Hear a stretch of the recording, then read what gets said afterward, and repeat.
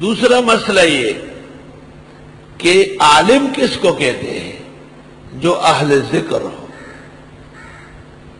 زمانہ حال کے بعض علماء نے کہا ہے یہ ذکر بہت زیادہ کرتا ہے، شابش 5000 والی تسبیح ان کے پاس پڑی رہتی ہے۔ یہ بات بالکل نہیں ہے۔ ذکر 3 جگہ استعمال ہوا ہے۔ ایک قرآن کے لیے وَهَذَا ذِكْرٌ مُبَارَكٌ، دوسرا سنت کے لیے ذکر الرسول، اور تیسرا فقہ کے لیے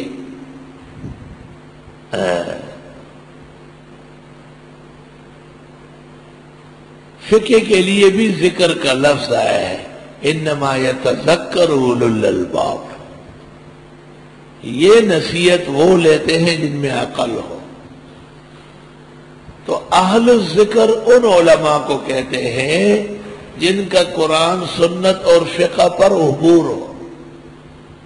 عبور کس کو کہتے ہیں؟ لیستنبتون، جن کا استدلال استنباط کے درجے میں ہو۔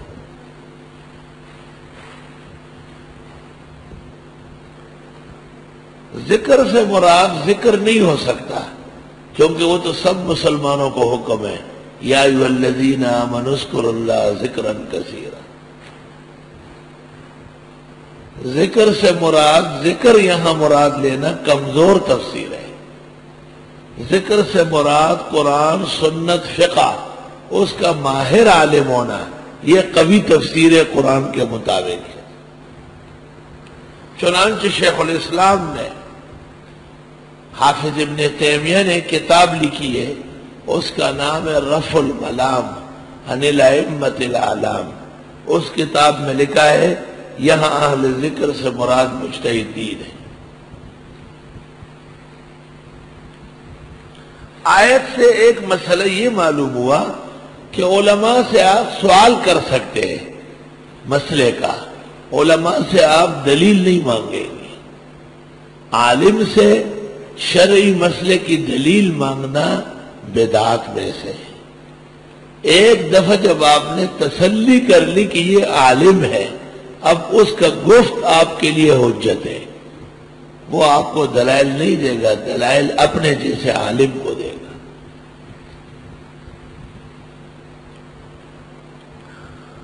آخری مسئلہ یہ معلوم ہوا کہ رسالت کی جس طرح بعثت ہوتی تھی، محمد عربی صلی اللہ علیہ وسلم پر رسالت کی بعثت ختم ہو گئی، لیکن آپ کی امت کے علماء قیامت تک رہیں گے۔ تو امت محمدیہ میں اتنے علماء کا ہونا یہ محمد عربی صلی اللہ علیہ وسلم کے خاتم النبیین ہونے کی دلیل ہے۔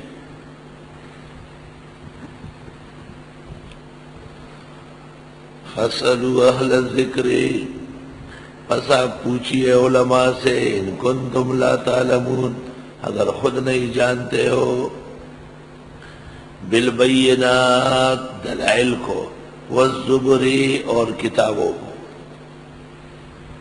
دلیل اور کتاب جو جانتے ہیں اس کو کہتے ہیں اہل الذکر، اور آپ دلیل و کتاب جانتے نہیں تو آپ علماء سے پوچھیں۔ اور علماء کا سرتاج کون ہے؟ علماء نکلے کہاں سے ہیں؟ وَأَنزَلْنَا إِلَيْكَ الذِّكْرَ، اور ہم نے اتارا آپ کو بھی ذکر، لِتُبَيِّنَ لِلنَّاسِ مَا نُزِّلَ إِلَيْهِمْ، کہ بیان کرے لوگوں کو جو ان کے لیے نازل ہوا، وَلَعَلَّهُمْ يَتَفَكَّرُونَ، ہو سکتا ہے یہ فکر کرے۔ أَفَأَمِنَ الَّذِينَ مَكَرُوا السَّيِّئَاتِ، عالم دین سے مسئلے کے بجائے دلیل مانگنا، یہ ایسا ہے جیسے بیمار ڈاکٹر سے کہے کہ آپ مجھے انجیکشن لگاتے ہیں، 3 ٹائم کی دوا دیتے ہیں، اس کی دلیل بتائیں۔ وہ کہے گا گھر چلے جاؤ، 3 دن مر جاؤ گے، خود دلیل سامنے آ جائے گی۔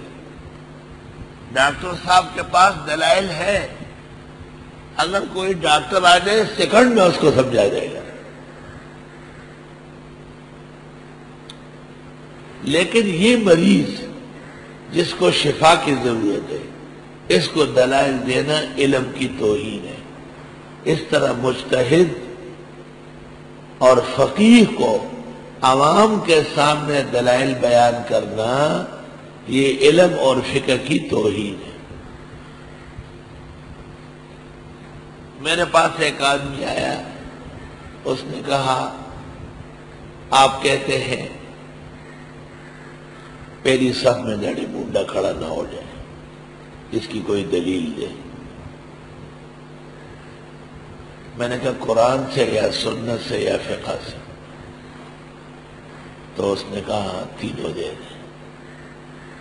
میں نے کہا یہ آپ جو داڑھی مونڈتے ہیں یہ کس دلیل سے مونڈتے ہیں؟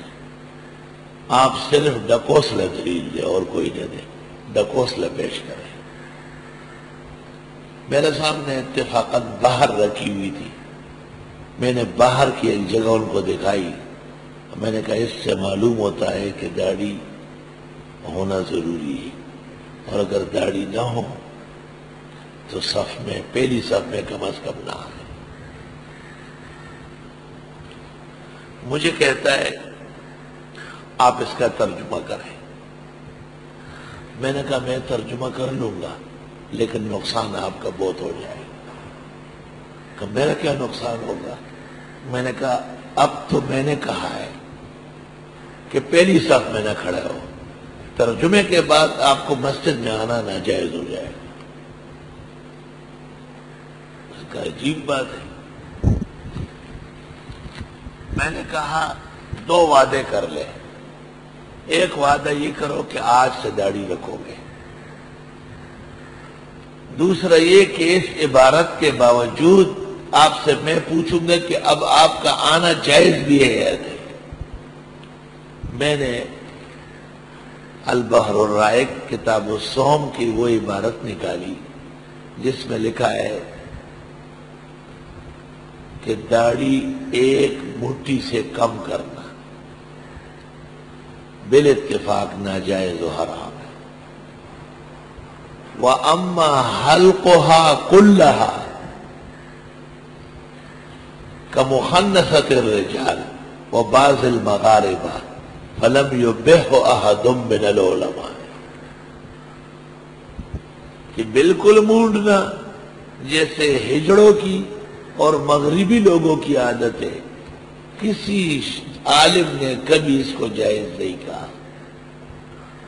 مجھے کہتا ہے یہ مولانا تو بہت اونچا چلے گئے.